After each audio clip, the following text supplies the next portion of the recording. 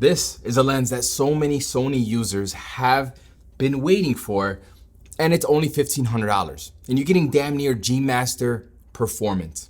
Now, before we get started, this video is brought to you by my color grading presets for Lightroom. I just released a new set of color grading presets that are specifically for studio portraits.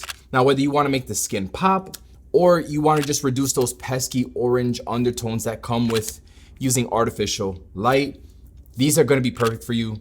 Check it out. Link will be in the description.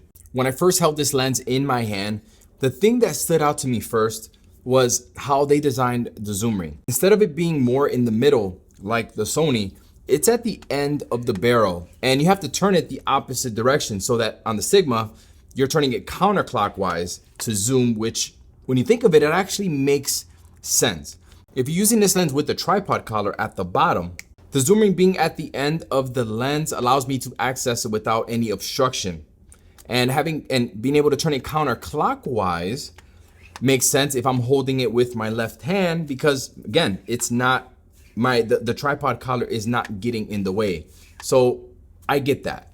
My only gripe is because it's at the end of the barrel and the zoom ring is on the stiffer side. Zooming the lens in the hand causes me to be a little bit more shaky when I am doing that compared to the Sony, but that's not really a big deal. Now, I didn't get a chance to really test this lens shooting what I normally do and shoot portraits, but I did take some photos of some doggies at the dog park, testing out the image quality and autofocus. Now, this 70-200 has a floating focus mechanism, just like the Sony, which means that you're getting extremely fast autofocus. And doing a couple tests in the studio, the lens pretty much focused instantly with no hesitation, just like the Sony. My hit rate shooting the dogs using the A1 at 30 frames per second, it was pretty solid. I will say this, the one advantage that I feel the Sony has with autofocus is when you're rack zooming. So the Sony does a better job maintaining autofocus when I'm taking pictures, and at the same time, I'm rack zooming the lens. The Sigma struggled a little bit there. Now, what about image quality? Comparing the images, I can say that there was not much of a difference between the two. In terms of sharpness, they look identical. Background blur, they both have 11 aperture blades. It look really similar. They look really good. If you were to show me these images without telling me what lens I used, I would have guessed that they were shot with a prime lens because it is that good. Focus breathing is pretty much non-existent on either of these lenses. My Sony A1 does not have focus breathing compensation yet, because it's coming soon, but it doesn't matter because whether I have the Sony or the Sigma on here, the Sigma has virtually zero focus breathing. It's very impressive. Now, what about lens construction? The Sigma 70-200 has 20 elements in 15 groups.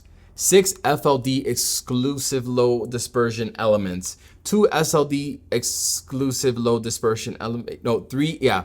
Oh, damn, the teleprompter is going too fast. Let's try this again. What about lens construction? The Sigma 70-200 has 20 elements in 15 groups. 6 FLD exclusive low dispersion elements, 2 SLD exclusive low dispersion elements, 3 aspherical elements, 11 aperture blades, and a 77mm filter thread, same as the Sony, and it weighs 1,335 grams. Now, it is about 300 grams heavier than the G Master version 2, and about 100 grams lighter than the version 1. On the Sigma 70-200, we have a lot of switches and buttons. So here we have a focus AF/MF switch. We have a range limiter switch, an optical stabilization switch, a custom switch. We have an aperture ring with the click on and off, and we have a aperture lock ring on the other side, along with 3 customizable buttons along the zoom ring. It's also a slightly taller lens than the G Master, but not by much. Now, up until this point, Sony users haven't had many options when it came to telephoto zoom lenses, which is weird because for some focal lengths, we have 5 different options, you know? The only other option out there is the Tamron 70-180. now we have a solid alternative, a direct alternative to the 70-200 for a lot less money. I'm talking $1,200 less. And the teleprompter is going too fast again.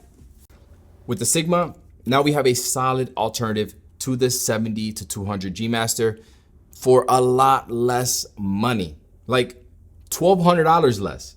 And you're getting very comparable results and performance. I think this is really impressive, and I think this lens is gonna sell really well. All right, well,